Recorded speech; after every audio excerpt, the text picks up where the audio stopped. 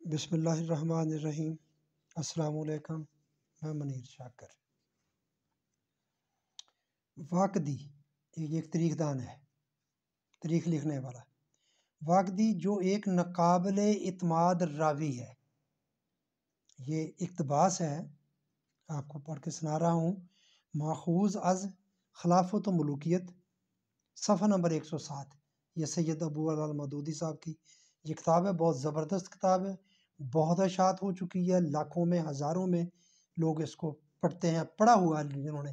اس کی اشاعت اگر آپ دیکھیں پہلے صفحے پر تو ہے، یہ جو میرے پاس ہے یہ اس کے صفحہ نمبر 107 پر یہ تحریر جو میں عرض کر رہا ہوں اقتباس۔ واقدی جو ایک ناقابل اعتماد راوی ہے، سید صاحب خود لکھتے ہیں، اس کی اسی ناقابل اعتمادی کی بنا پر احکام و سنن کے معاملہ میں، ایک تاریخ کے معاملات ہیں، ایک احکام و سنت اور قرآن کے احکامات کے معاملہ میں اس کی بیان کردہ احادیث کو رد کیا گیا ہے۔ سمجھ آگی بات؟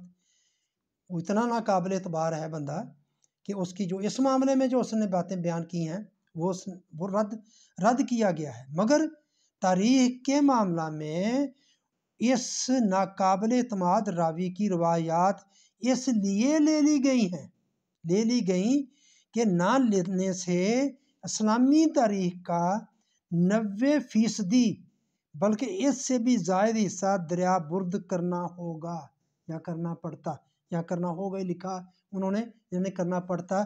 اگر اس کی باتیں نہ لی جاتی تو اسلامی تاریخ مرتب نہیں ہو سکتی تھی۔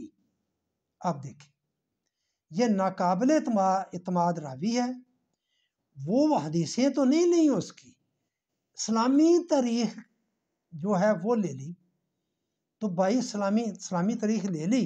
دیکھیں، اگر نہ لیتے تو 90% حصہ دریا برد کرنا پڑتا۔ اسلامی تاریخ کا 90% یا اس سے بھی زیادہ حصہ دریا برد ہوتا تو ہو جاتا، کم از کم جو بھی بچتا وہ خالص تو ہوتا۔ میرا تو یہ موقف ہے، وہ کم از کم خالص تو ہمارے پاس ہوتا۔ مشکوک اور ملاوٹ زدہ مواد پر اسلامی تاریخ کی بنیاد رکھنا اور اسے آگے چلانا افسوسناک ہے۔ اب دیکھیں، اب ہماری اسلامی تاریخ کا کیا بچتا ہے؟ باقی اسلامی تاریخ سے آتی ہیں نا، بہت ساری چیزیں ہمیں تاریخ سے آ رہی ہیں، وہ تاریخی ہیں، اس کا کیا بچتا ہے؟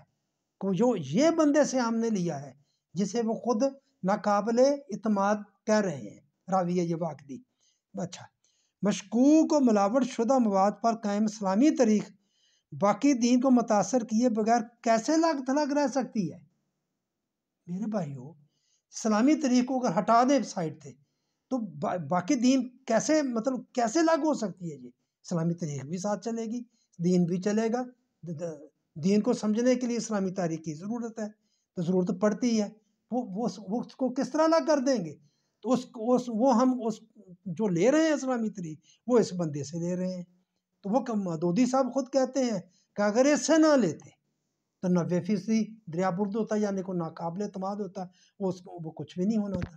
اب دیکھ لیں، اب خود سوچ لیں کہ اسلامی تاریخ کا ہماری کا جو حال ہے، یہ خود بیان کر رہے ہیں۔